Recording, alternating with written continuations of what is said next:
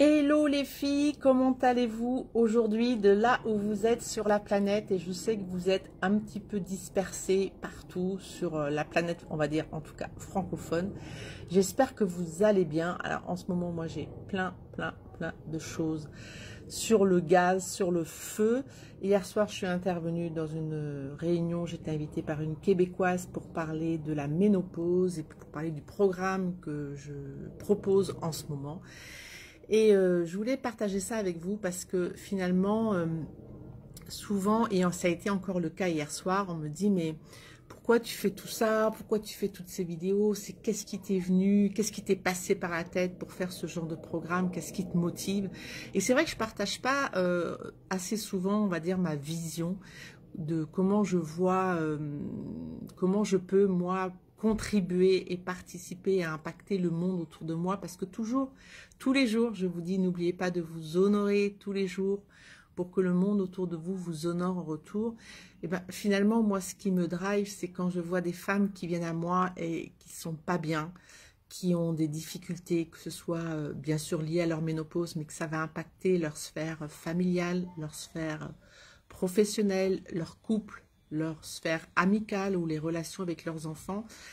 Étant passée par là, j'ai beaucoup de compassion pour ces femmes, et c'est vrai que par rapport au parcours que j'ai eu et ce qui m'a permis moi de sortir de ça et de mettre en place des choses, eh bien j'ai très envie de partager ça avec un maximum de femmes, parce que finalement moi qui suis une fille des années 60, c'est souvent ce que je dis, et celles qui sont concernées en ce moment par leur ménopause et avec qui pour qui ça se passe pas super bien. Bien, on est un petit peu dans la même confrérie, si j'ose dire. On a beaucoup de points communs les unes avec les autres, et je n'ai aucune difficulté à pouvoir comprendre les problématiques, comprendre les ressentis, comprendre l'impact qu'une ménopause mal vécue peut avoir sur toutes ces sphères-là de votre vie, parce que justement, ben, moi, j'ai connu ça. Donc, je sais à quel point ça peut être dévastateur, et les mots sont pesés. Ça, chez certaines femmes, c'est assez dévastateur. En tout cas, moi, ça l'a été. Donc, je vous rassure, maintenant, tout est OK, tout est calé. Mais ça pas, enfin, rien n'est jamais calé. En vérité, il y a toujours des choses qui bougent. La vie est faite de plein d'événements dans le quotidien qui fait que, eh bien, il faut se réajuster. Mais c'est moins dramatique quand on sait comment s'y prendre. Et moi, ma vision, c'est que je trouve que nous, les femmes des années 60, on a un rôle mais tellement important à jouer, surtout en ce moment, et que ça me chagrine, et le mot est faible. C'est pas que ça me chagrine, mais ça me désole de voir des femmes qui ne sont pas là où elles devraient être, simplement à cause de leur ménopause. Simplement parce que elles ont des bouffées de chaleur, elles ont des douleurs, elles ont des nuits très compliquées, elles ont des sautes d'humeur, elles ont plus de difficultés à se concentrer, elles ont des pertes de mémoire. Tout ça, ça diminue d'une certaine façon l'être humain, que ce soit une femme ou un homme. En l'occurrence, moi, je suis particulièrement attachée à cette tranche de cette population qui subit ça, qui vit ça. Il y a plein de raisons à ça. La première chose que j'ai envie de vous dire, c'est surtout ne vous sentez pas responsable ou coupable de ça, parce qu'il y a toujours, on est vraiment très fortes, nous les femmes de cette génération, à considérer qu'on a mal fait quelque chose. Non, ça n'a rien à voir avec vous, c'est l'environnement, c'est le moment, c'est la société, c'est tout un tas de choses qui font que ces femmes-là, elles sont en souffrance, elles sont souvent assez démunies, elles se sentent souvent seules face à ça.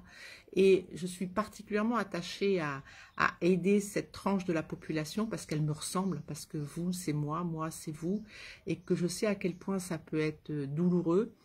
Et je considère que tout le monde est essentiel, évidemment, mais je trouve que par rapport à la période que l'on vit en ce moment, avec ce monde qui change vite, ce serait un drame que de se priver de l'expérience, de la connaissance, de la sagesse que nous avons accumulée pendant 50 ans, et de toute cette époque que nous avons vécue et qui a plutôt tendance à vouloir être éliminée, effacée des mémoires. Et c'est très important que ces femmes-là soient debout, elles soient fières d'elles, elles soient en forme et qu'elles soient en capacité à leur tour d'impacter le monde autour d'elles.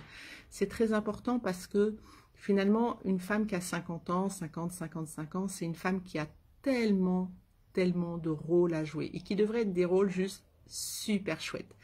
Ça devrait être, on devrait arriver à une époque de notre vie où on se dit, bon, ok, la carrière, elle est déjà bien entamée, on a réalisé tout un tas de choses, on est plus ou moins en place, on pourrait plus ou moins se reposer sur nos lauriers.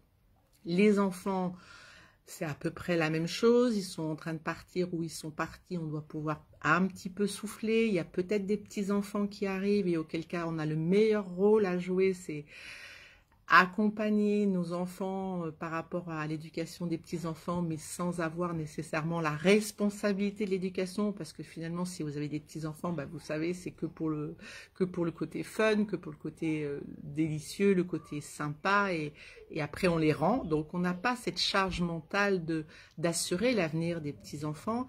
Donc au niveau du couple, bah, ça dépend, là c'est très variable parce qu'on fait partie de cette génération où soit on est en couple depuis longtemps, soit c'est des couples récents, puisque notre génération a vu entrer les divorces. Donc il y a plusieurs typologies de couples, mais dans tous les cas de figure, on est quand même des personnes expérimentées et on sait déjà plus ce qu'on veut ou ce qu'on ne veut pas. Donc sur le papier, en théorie, on devrait être dans une phase où on est là, waouh, on regarde autour de nous et les choses sont calées et on peut enfin penser à nous. Dans la vraie vie, c'est pas toujours ça qui se passe. Dans la vraie vie, c'est souvent à ce moment-là que la ménopause s'installe et qu'elle vient nous taper sur la tête. Et ces femmes qui devraient juste profiter d'une certaine façon de tout ce qu'elles ont pu accumuler comme savoir, comme connaissance, comme compétence, comme expérience, eh bien, ce sont des femmes qui, quand elles subissent leur ménopause, ont un autre problème, c'est le problème de la ménopause qui arrive. Et ça, j'ai beaucoup de compassion et un peu de tristesse aussi, parce que je trouve que c'est pas juste. Et j'ai surtout très, très, très envie de pouvoir partager avec toutes celles à qui ça parle, évidemment, eh bien, des solutions pour que cette période soit plus courte et soit plus douce. Parce que oui, on ne mérite pas de passer cette étape avec une saveur d'épreuve. On ne le mérite pas, personne, aucune femme le mérite, mais c'est quand même à peu près 8 femmes sur 10 qui reconnaissent que la ménopause, quand elle est rentrée dans leur vie, les a largement bousculées, chamboulées. Donc, moi, ma vision, ce que j'aimerais, c'est que, effectivement, toutes ces femmes qui galèrent avec leur ménopause, eh bien qu'elles sachent que c'est pas de leur faute, premièrement. C'est pas de leur faute. Qu'il y a des solutions, il y a des possibilités de faire bouger les choses. Peut-être en revisitant complètement la façon dont on va approcher la ménopause, parce que jusqu'à présent, la ménopause, ça a toujours été quand même plutôt tabou, on ne va pas se mentir. Mais les peu de choses qui ont été partagées sur ce sujet, on ne nous a pas tout dit. On nous a plutôt mal orientés, mal informés. Et la façon dont ça a été partagé jusqu'à présent, ça n'a fait que aggraver, entre guillemets, l'idée qu'on pouvait avoir de la ménopause. Alors, je ne dis pas qu'il n'y a pas de problème, jamais je dirais ça. Mais je trouve qu'on aurait eu tout à gagner à ce que on nous explique bien avant que ça nous arrive qu'est-ce qui allait nous arriver, possiblement. Et dans ce cas-là, une femme avertie en vaut deux. Et puis si on avait pu échanger plus avant sur toutes les conséquences, toutes les origines et toutes les solutions, il y a beaucoup plus de femmes aujourd'hui qui ne seraient pas dans cette position de se sentir un peu en PLS chez elles, toutes seules, en ne sachant pas quoi faire pour aller mieux. Donc oui, alors ça peut paraître un peu ambitieux, je le sais, mais souvent on me pose la question, mais Brigitte, pourquoi tu fais ça? Pourquoi tu as monté ce programme?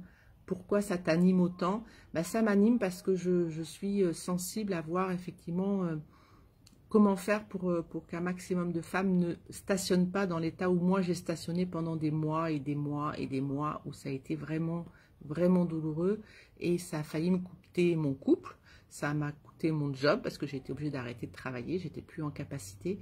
Donc, le plus nombreuses on sera sur cette mouvance, le plus nombreuses on sera ok à dire, bon, alors on en parle là de cette ménopause, on en parle vraiment, sincèrement, franchement, sans tabou, et on voit comment on peut faire avancer les choses, parce que le monde a vraiment besoin que les femmes de cette génération soient debout, soient fières d'elles, soient des ménotopes.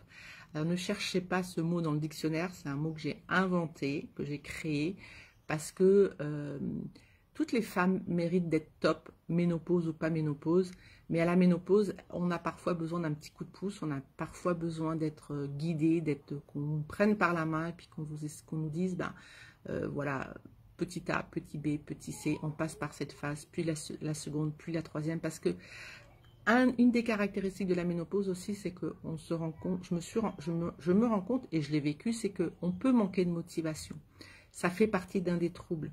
Il est normal aussi, c'est pas vous qui êtes une moins bonne personne qu'une autre, ça fait partie de la liste des 40 troubles de manquer de motivation. Et quand on manque de motivation, eh bien, quand on dit ça, on a tout dit. On sait qu'on a besoin de faire des choses, on a besoin de sortir de ce cercle, de cette spirale infernale.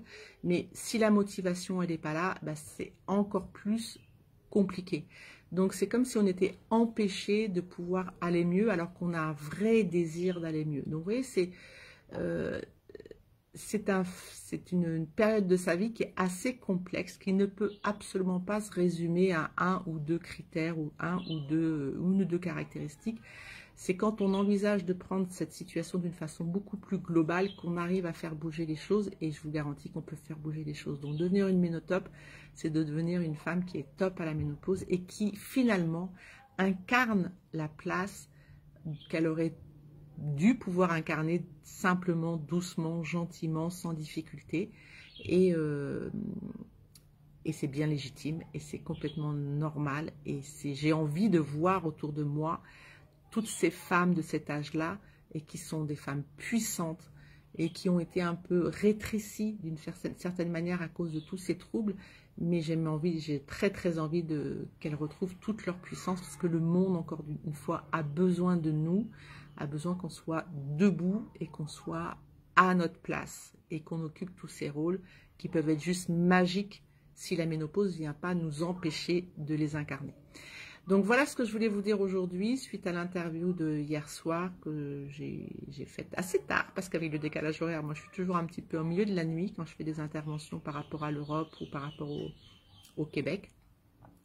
Donc, comme d'habitude les filles, n'oubliez pas de vous honorer tous les jours pour que le monde autour de vous vous honore en retour. Et moi je rêve d'un monde où chaque femme qui se rallume peut aller rallumer d'autres personnes, peut aller impacter autour d'elle, et que je suis persuadée qu'on a un rôle fondamental à jouer, en particulier en ce moment dans notre société.